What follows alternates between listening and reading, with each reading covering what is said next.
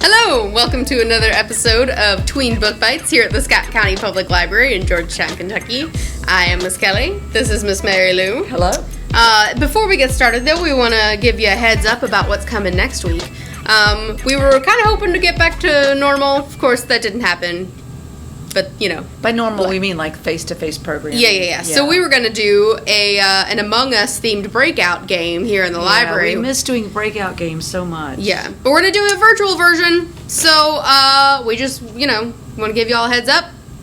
We're very much still planning it. But right now the plan is to have take a bag of goodies that you will need to solve the puzzles that are in this breakout game. Mm-hmm. So give us a call and double check that we have those, and that's a thing before coming to get it. And they should be available October 9th, Friday, October 9th, a week from today. The day, yes. Mm-hmm. So, but double check with us, and we're still excited. Yeah. Breakout room. Yeah. So, check that out. Good a week from today. Yeah. But today, what might our genre be, Miss Mary Lou? Oh, that looks like a little Sherlock Holmes thing there. Yeah, It is not very good. Yes. Or maybe I'm using it. Yeah, no, that is not good. Mysteries, folks. Yeah. Mysteries. I think last year we did horror during the month of October, but we decided to do a little bit different. And something else that kind of fits in with the cozy fall and Halloween theme. Mm-hmm. We do mysteries. Yeah. You want to start? You want me to go first? Yeah. Okay. So I'm going to do the one that sort of fits the most typical kind of what you think of a stereotypic mystery. And it's called All the Grays on Green Street. And this is a book that takes place in the 1980s in New York City. I lived in New York City in the 1980s. The main character is Ollie. She's a 12-year-old girl, and her parents are artists. Her mother's a sculptor and a collage artist. She uses all kinds of just stuff that she finds on the street and puts it together in these amazing works of art. And her father is a painter himself, but he makes the family living by doing art restoration. Mm-hmm. So they'll take old pieces of art that people have bought or found and clean them up and fix them up. And he has her father has a partner named Apollo. They work together. And Ollie is an artist in her own right. She's learning how to draw and paint, and she does a lot of work with her dad and Apollo, and they're kind of schooling her in art. So that's where she's getting her art education. And she has a couple of really good friends that she hangs out with in New York City. They live in the Soho part of New York City, which is where there are a lot of these what are called lofts, which a lot of times it's up over like a store, and it's a big like one-room place, and that people often put up a few walls and make it into an apartment. They're very cool. I've been in one before. They're just really neat. And there were a lot of them in the 1980s in abandoned buildings, right? And they let artists go in there and set up their studios as long as they would live there. But they always had to put a sign up on the door that loft was occupied in case there was a fire. Because firefighters have like I guess some spreadsheet or something about what buildings are abandoned and what buildings have people in them. So they know whether to get people out. And that will become important later in the story. So Ollie hangs out in New York City with her best friends. Let me see, their names are, I can't find it on the sheet of paper. Richard, her best friend Richard, who comes from a much more highly functioning home than Ollie. It's like a very more mainstream home, and she loves being over there. His mother is a professor, and his father drives a subway, and it's a very clean and neat home. She loves hanging out there. And her other friend, his mother was an artist whose name is Alex, and she got tired of trying to be a successful artist, so she started buying and selling real estate, made a lot of money. Alex is like this human spring. Like, this is back before there was parkour, but he's sort of a parkour, like he's always jumping on things and climbing. He's really amazing. Anyway, when the book opens, Ollie's father has disappeared. And that's sort of the mystery. Her father came in the middle of the night and said, a lot of people think what I'm about to do is wrong, but I hope you'll just trust him. Wait to hear from me again. And then he disappears. And Ollie and her mother kind of hunker down and, try to cope with his being gone. But her mother, who has had a history of depression, falls into a really deep depression. And Ollie's trying to keep this hidden. She doesn't want anybody to take her away from her mother. Her mother's just in bed, smoking cigarettes and drinking diet soda. Days and days and days and days and days, and getting sicker and sicker. So Ollie's trying to hide that. She's trying to figure out what happened to her father. And then one day, this guy comes to the door, and he says that he's looking for a piece of stolen art. It's a bust of a young woman. And he was in a store in the neighborhood and saw a sketch of that piece of art up on the wall in the store. And Ollie was the one who drew it. And he got Ollie's name, the address, and Ollie looks at the sketch, and she remembers she sketched it was a piece of art that was in her father's studio, and when her father disappeared, that piece of art disappeared. So, did her father steal a piece of valuable art and run off? Did he just run off with another woman, which is what her mother thinks? We don't know. That's the mystery that Ollie has got to solve in this book. It's very atmospheric of New York City and the art scene, and I loved how the book really deals a lot with art. But Ollie she's just a great character. Loved it. All the Grace on Green Street. It was written by Laura Tucker. All right. Somehow 2 of mine ended up with ghosts. They are mysteries, but there are also ghosts. So sort of. Is the mystery? Are they real ghosts? Or are you trying to figure out if they're real ghosts or just both? Both. Okay. Yeah. So this one is a twofer. This is the series Surfside Girls by Kim Dwinell. There are 2. The first one is The Secret of Danger Point, and the second is The Mystery at the Old Rancho.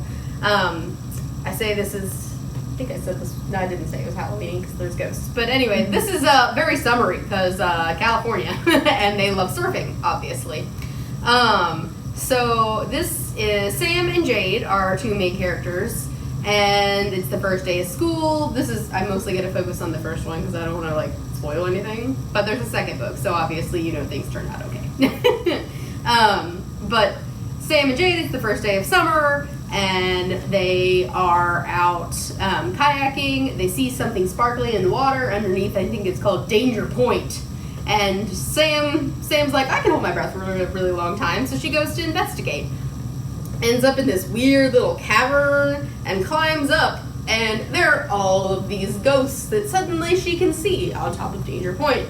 And there's this one old guy that's just like, you are now the keeper. There's a great bit where he's just like, oh yes, the dolphins call you, and he makes dolphin noises, and she's like, what? And he was like, well, it's hard to pronounce, my bad, I don't speak dolphin.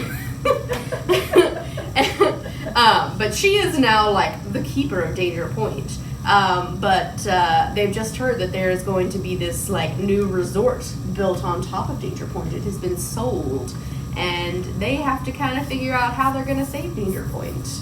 And there's a mystery. There's some weirdness going on with the sale. It's a little sketchy. They gotta figure out who is buying it and selling it, and they're doing their typical sleuthing things, staking out buildings and following their suspects. It's really good. The second one is even more of a mystery too, though. It's really good. Are these graphic novels? They are. Okay. Yes. Yeah. These are not new, but new to us. I just got it. There's actually going to be a nonfiction guide to surfing by the same author that I think I just ordered. Should be here soon. So, yeah, highly suggest. And yeah, I mean, there are ghosts, but the ghosts just kind of spur the mystery. The mystery is all based in reality and fact. Now, have you read the second one? Did they encounter a different mystery in the? Yes, there's a different mystery in the second one. In that one of the ghosts on Danger Point is certain that she has seen her father walking along the beach, and they're like, you died a really long time ago, that cannot be your dad. And so they have to figure out who is this guy that looks just like her father. And the mystery of the old rancho. And that one, I think I liked it better. It's a very good mystery and excellent clue finding and solving skills. Very good. Well, talk about one that had a lot of clues and everything. This is called the Raconteur's Commonplace Book. And raconteur is a fancy word that means storyteller. And it was written by Kate Milford, which I've always heard that Kate Milford's a great writer. I've never read anything by her until I read this, and she is a really good writer. And this is part of the Green Glass House series, which, as I understand it, you do not need to read these in order. I believe this might even be the 6th one in the series, and I haven't read any of the other books, but I picked this one up. And from what and this is a total standalone, but I have been told that it is a better read if you've read the others, because some of the characters that were in previous books reappear in this book and make it just that much more fun. More fun. More fun. That's the way to put it. But this book, I'm going to begin by just saying this is going to take a committed reader, right? This, if you need something that's light and quick, this is not the book for you. If you like going deep down into a complex mystery, this is the book for you. I loved it, but okay. So you got these people, they're staying in a tavern, in an inn, called the Blue Vein Inn, like there's like veins in your body, which is a strange name anyway, and it's in the town of Nacepeak on the Skid Rack River. And so it's this collection of people that are staying in this inn, and they can't get out because it's raining and raining and raining and raining, and the river is rising, the roads are all washed out, they can't get out. And they're stuck there until the rain stops, but it's not showing any signs of letting up. It's about like the 1930s, about the time period. And so there's this whole collection of really interesting characters staying in the inn. And what they decide to do to pass the time, because this is before television, is they're going to tell stories at night. They all do kind of their own thing during the day, but at night they gather around the fire and they tell stories. And each story, so kind of what you're doing is reading a collection of stories. And at first they just don't seem related. They're good stories, they're really good stories, but then you begin to see certain characters that pop up with that may be different names, slightly different, but you can tell the similarities as they appear throughout the stories. And you begin to, and each character tells a different story on a different night. And you also, the little interactions of the characters in the inn, in between the stories, begin to give you clues about some relationships between some of these people. It's wonderful. It is, when you get to the last chapter, there's kind of like kaboom. Mm-hmm. Oh my gosh! And the whole thing came together. And you have to stick with it because it's kind of long, and it's complicated, and it's not gonna all come together till the very end. But when it comes together, you go, oh my gosh! It's really good. The Raconteur's Commonplace Book, a Green Glass House story by Kate Milford. All right, I will go with my book along a similar vein. This is Temple Alley Summer by, part of the author's name is hidden on that front cover, so let's go in there, by Sachiko Kashiwaba, illustrations by Miho Satake. It is translated from the Japanese, based on the back here. Linda Sue Park, famous author in her own right, is very happy to have gotten a translation from this author. I suppose she's one of Japan's most revered children's authors. Who? The author of this book. That one? Yes. Mm-hmm. So, our main character here is Kazu, and he lives in this old family home, and one night I had kind of forgotten the beginning of that until I started saying it. So his bathroom is like way far away, down a couple floors and across the house, and he wakes up in the middle of the night and has to pee and decides he's not going to walk all the way, he's just going to pee out the window. And it's raining. It's raining. So he's like, it'll be fine, no one will know, because he apparently has gotten in trouble for this before, and his mom caught him because she saw the stain in the snow on the roof. But it's raining, it's fine. He's like, I can get away with this, it's going to be great.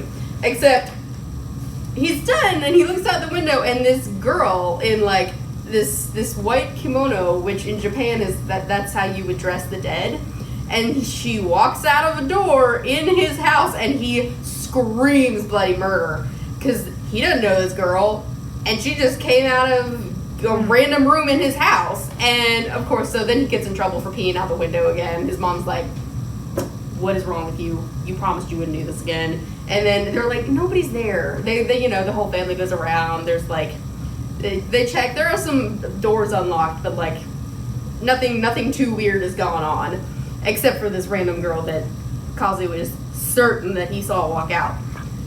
The next day at school, they're meeting. It's not like a normal school day. They're meeting with people who live in their just like little neighborhoods. So it's him and like a couple kids from other different grades, and he's just like hanging in the back. I think he literally says he's like eating, like picking his nose. He's just staying out of the way. He starts out a real mess. There's a lot of bodily function stuff there. Yeah, well, you know, he's a kid, whatever. And they decide they're going to look into the history of their neighborhood. And so they're looking at this map from like, I think like 1913 maybe, and they're like, oh man, Kazu, did you know the name of your street was it used to be called Kimyo Temple Street? And then he's like, but there's no temple on my street, what the heck? And also, Kimyo means, if I remember correctly, like back from the dead. And so he like lives on come back from the dead Temple Street. And they're like, And what do you know? The girl that he saw walk out of his house that he had never seen before, she is suddenly in his class. And everybody knows who she is. They're like, yeah, we've known her our entire lives, dude. Like, what the heck? What do you mean you don't know Akari? And yeah, so everybody knows. And so he starts trying to figure out what in the world is happening. And once he finds out about Kimyo Temple, he starts to investigate the old neighborhood. And so all of his parents set him to meet this older lady who knew his grandfather and used to live right nearby, but now lives in like this high rise and is like, I don't want to deal with anything. I'm living in an apartment. It's great. I don't have to mow the lawn. She is a total character. It's great. And she absolutely knows what's going on, but just like keeps giving him the runaround. But then he and Kazu, not he and Kazu and Akari, and one of Kazu's other friends are just going around trying to figure out the mystery of what is happening. And yes, she really did come back from the dead. That mystery gets solved very early on, but the mystery of why and how, it takes much longer. And there is, I don't know, you can see that there are bits of the pages are black, and that is actually a different story. It's a story that was serialized in a magazine from when, like, Akari's first life, and she's like, that's, you know, if I only get to do so many things in this life, I want to read the end of that story. So Kazu is trying to track it down, and then ends up having to try and track down the author, which is just delightful twist. I love it. So yeah, but this is kind of a tough read, but it is fantastic, absolutely fantastic if you get through it. Yeah, good mystery's got to be tough though. I mean, it's got to be complicated. The twists and turns. Yeah. Well, here's one that deals with that. There's a lot of time travel in the books that I read. The Green Glass House has some time travel in it. This one's called Vincis Cat, and it was written by Catherine Gilbert Murdoch, who is a writer I like a lot. And this takes place, it takes place in New Jersey and Rome. And this is about a boy, starts off in Rome. His name is Federico Gonzaga II. I think that's right. His father is the Duke of Mantua, which used to be part of Italy. Well, it's part of Italy now. If you've read Romeo and Juliet, they talk about Mantua. Isn't that where they go in exile? Romeo and Juliet, I think. Anyway, and because his father is leading the papal armies, back in those days the Pope had an army, in some kind of war, this is the way they did things back then. His son has been left behind as a hostage with the Pope to be sure that his father doesn't run off with the army or turn on the Pope or anything like that. So Federico is living in Vatican City as a hostage. But he's got a lot of freedom. As long as he's back in his room at nighttime, he can pretty much do what he wants, which means he wanders around. His friends are people like Michelangelo. Yeah. And Raphael. Of course. Michelangelo is painting the Sistine Chapel. And this part of the book is true. That there was a real Federico, he really was a hostage, and Michelangelo really was painting the Sistine Chapel. Some of the things I learned about Michelangelo is he didn't take baths. And he stunk so bad nobody could stand to get close to him. His friend said that when he would pull his boots off, his skin would come off. It's gross. I mean, really. But they play on some of that in this book. So those are Federico's friends, and Leonardo da Vinci used to be around there, but he has run off to France because he's tired of all the wars and fighting and stuff. But he left this box behind, this box that he was working on with these mysterious knobs, and on the inside there's a ball with liquid in it, and Federico's kind of messing with it because it's kind of in a portico, and opening, like a walkway that's kind of open. And he finds a cat that comes out of it, which was Da Vinci's cat named Juno. And Federico, who's very lonely, takes the cat to be his cat. But one day he's hanging around, he's snuck out at night, and he's messing with the box, and this man jumps out, Herbert, from New Jersey in the 1930s. And Herbert is like amazed that he's there, because he had a replica of that box in his home that he found in a junk store. And Herbert is an art dealer, right? So he's interested in art. And when he realizes where he is, he wants to try to get some. Like Federico agrees to steal some sketches from Raphael and from Michelangelo to give to Herbert, because Herbert's going to bring him back chocolate with peanuts. Oh. He's never had chocolate with peanuts before until Herbert gives it to him. Uh-huh. Anyway, okay, that's one story. Now the other story is Beatrice in contemporary time in New Jersey.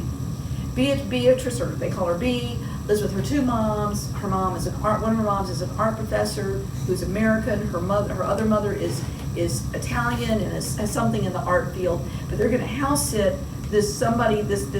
for a friend of ours has bought this new house, and they're not ready to move in. They're going to house sit in it for a while. And the people who live in that house got really rich. They're able to build a new house. That's right. They moved out, but they haven't sold the house yet. They got really rich because they found a drawing by Da Vinci, or no, Michelangelo, no, one of these artists, one of them, in a cabinet, and and it was signed, and they sold it, and for a ton of money. That house used to belong to a doctor, who sometimes would barter for treatments, which I don't want to give away too much. Anyway, Beatrice ends up, after some strange incidents, at the house of her new neighbor, who was an elderly lady, Italian, who has, when she sees B, she just flips out, and she reveals this hidden drawing she has up on the wall, a sketch that she knows was done by Raphael, because she knows Raphael's artwork, and it's B. I mean, they know it's B. Not only does it look like her, B just scratched her cheek, and that scratch is in this drawing that was done back in the 1500s. So the mystery is, how did she get it? But it's not signed. And this old lady is dying in poverty. And if she could sell that drawing, she'd be a multimillionaire, but it's not signed. She can't prove that Raphael did it. So, what is B going to discover up in the cabinet upstairs? Herbert thought. And she talks a lot about The Lion, the Witch, and the Wardrobe, right? Narnia, the wardrobe. But another book, which some of you may have read, called When You Find Me, by Rebecca Steed. So that book is referenced in here too, which is a fabulous book if you haven't read it, about time travel. Anyway, Da Vinci's Cat. It's really good. It's fun. This book is really fun. This is a light mystery, and you'll have no trouble getting it. This will not. This one you don't have to work to get into. I think not the first page. I was done. So good. Yes, and I will finish up with my light and very stereotypical mystery. This is finally something mysterious. And again, we're covering up that name, Doug Cornett. If you can tell, there are like a bajillion rubber duckies here. Our main characters wake up one morning, and they live in this little town called Bellwood, and it is like shaped like a bell, and then surrounded by woods. So everybody knows everybody. They wake up and they hear that this old man has got like 1 million rubber duckies in his backyard. They just appeared overnight, and everybody is like, What's happening? Where are the ducks from? This is a stereotypic mystery. Well, I've never heard anything like this. it's also hysterical. I laughed out loud so many times reading this last night. Oh my gosh, so funny.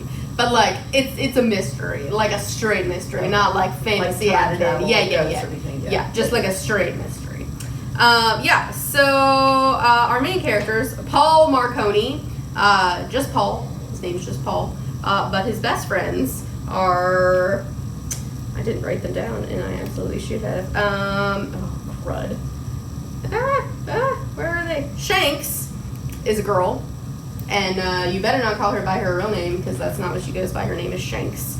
And also, Peephole is the other best friend, and he's very tall. And the next door neighbor to the guy who gets all the ducks was their fourth grade teacher, who is just this cranky old man nobody likes. He's terrible. And Peephole gets the nickname because this teacher picks on him all the time, and he calls him Beanpole.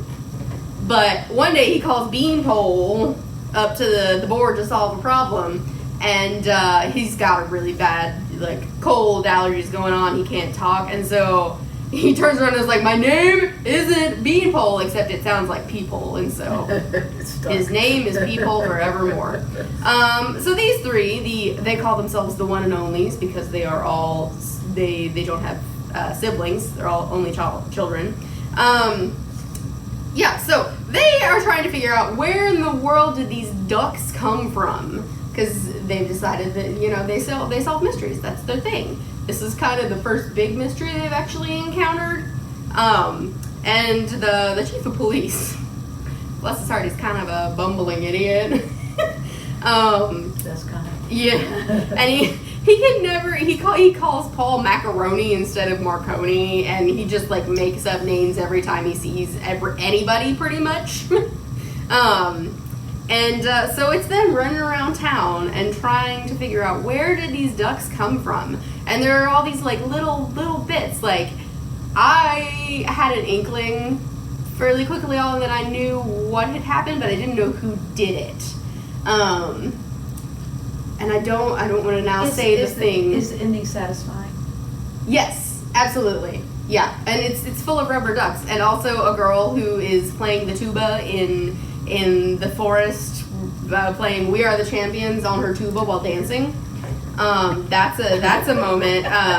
Paul's neighbor across the street, she used to be his babysitter. She's older than him. He's very suspicious of her at one point, and because she is riding her like electric scooter out into the forest with her tuba like late at night, and he follows her, which is a terrible idea. Don't do that. But he follows her, and he's like, she's playing that song, and she's dancing with a tuba. What is happening? Right? Yeah. And it is delightful. Oh, that sounds like fun. It's so funny. I really, really Well, when the camera's off, I want you to tell me where those ducks came from. Yeah. I've got one more. I'll make this one real quick because I know we're going way over. This is The Mysterious Disappearance of Aiden S. as told to his brother by David Levithan. And this David Levithan is known for writing teen books. That's mostly what he's written. He's written a lot of teen books. This is his first foray into middle grade books. It's very good. He's a very good writer. But this is another one that has a slight. Well, you have to decide whether it's fantasy or real. But Aiden disappears. Aiden's a 12-year-old boy. He's popular, happy, good home life. And just one night, he and his brother Liam, who's 11, they share a bedroom. And Liam sort of half wakes up and hears Aiden go out of the bedroom. But that's no big deal. He probably going to the bathroom, and Liam just falls back to sleep. But the next day, his brother's gone. Nobody can find him. And so the whole town, when he doesn't come back in 24 hours, the whole town, it's a small town, pulls together. They have search parties. The police are involved. He doesn't reappear for 7 days. And 7 days, everybody's out again, combing the woods, looking for him. They make Liam stay at home. They don't want Liam out on this search party. And Liam hears a thud up in the attic. And he goes up in the attic, and there's his brother in his pajamas, just like the night when he went to bed, laying in front of a cupboard in the attic. And when he wakes up, he can't tell anybody where he's been. He won't tell anybody where he's been. But he finally reveals to his brother that he's gone to another world, that he went through the cupboard to another world, and it was great, and he didn't want to come back. And this once kind of bubbly, popular, happy guy gets very withdrawn, very depressed. The adults, finally, Liam tells the adults what happened to him, and, you know, kind of what they have to work through is, did Aiden have some trauma? Was he, you know, treated badly? Was he kidnapped? And he's invented this story to protect himself? Is he gone crazy? You know, what is this story? And that's what the book centers around. What is true and what's not true about his tale. And it's a quick read. I read it. It's not very big. It's short, and I read it really quickly, and I was very intrigued. I loved the ending. It was so good. So, The Mysterious Disappearance of Aiden S.F. Told to His Brother by David Leslie. Those are my mysteries. Yes. Hopefully you found something good. Yeah. Yeah. Enjoy a nice Mystery is not my genre, and I enjoyed every one of these so much. Mhm. I normally don't read mystery. I would No. never pick one up willingly. But No. there you go. But yeah, they were all really good. Yeah. So try them out. Yeah. We will see you next week, because you will be doing a breakout game not with us. At home. Yeah. At home. And then the week after that, I don't remember. But in 4 weeks, when we're back with Book Bites, we're going to do books about World War II. Yes. It's a genre we know you all quite love. Yes, we know it's time for historical fiction again. Yes. Yes. So we will see you all soon. Thanks for tuning in. Bye, guys. Bye.